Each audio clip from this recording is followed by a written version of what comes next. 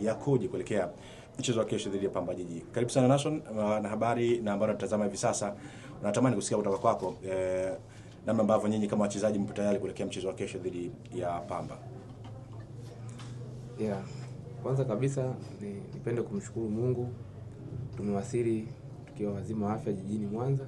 Hilo jambo la kwanza, lakini cha pili, kwa niaba ya wachezaji wenzangu tumejipanga vizuri, tumejiandaa vizuri, tunajua tunaenda kucheza mechi aina gani. Sawa, nikaribisha maswali matatu kwa mchezaji.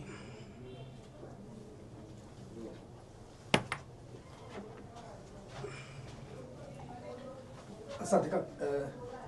Siku iliyopita walikuwa na Pamba na kulikuwa kuna pressure nyingi sana kukutana na Simba au kupewa nafasi, na ulisikika siku moja ukizungumza kwamba ulikuwa fiti, lakini ulishangaa kwa nini ukucheza dhidi ya Simba, na watu walipata tafsiri kwamba ulikuwa uchezi kwa sababu ulikuwa na mapenzi na Simba na umesajiliwa na Simba, na hatimaye ilitimia, umesajiliwa kweli na uko Simba. Sasa unaenda kukutana timu yako ya zamani ya Pamba. Hiyo ina maana gani katika mchezo wa kesho?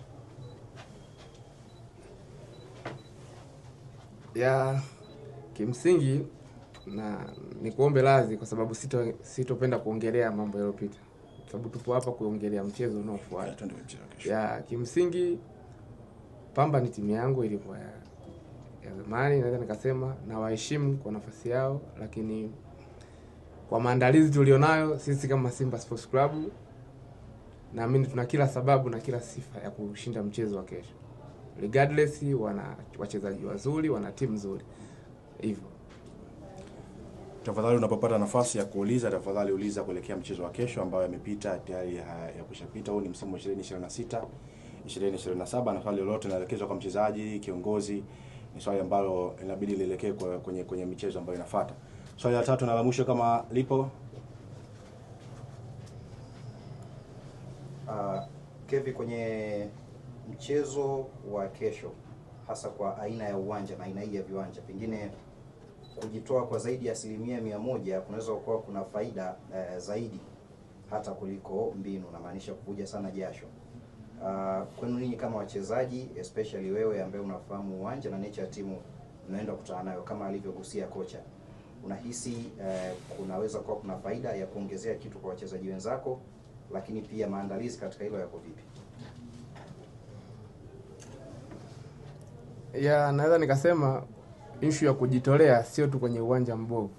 Yaani siku zote talent huwa haitoshi.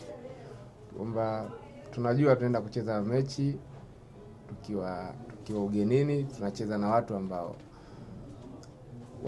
wanaweza kupambana, wanabisha, lakini kwa upande wetu tuna squad ambayo unaona kabisa quality player ni wengi, alafu tunajua ni mechi ya aina gani. Kwa hiyo kwa upande wetu tumeshajua, tuna mbinu zetu, kwa sababu nikiendelea kuongea hapa tunaonekana nitatoa siri za kambi, lakini kimsingi tunawajua Pamba na tunajua tunaenda kucheza nao vipi.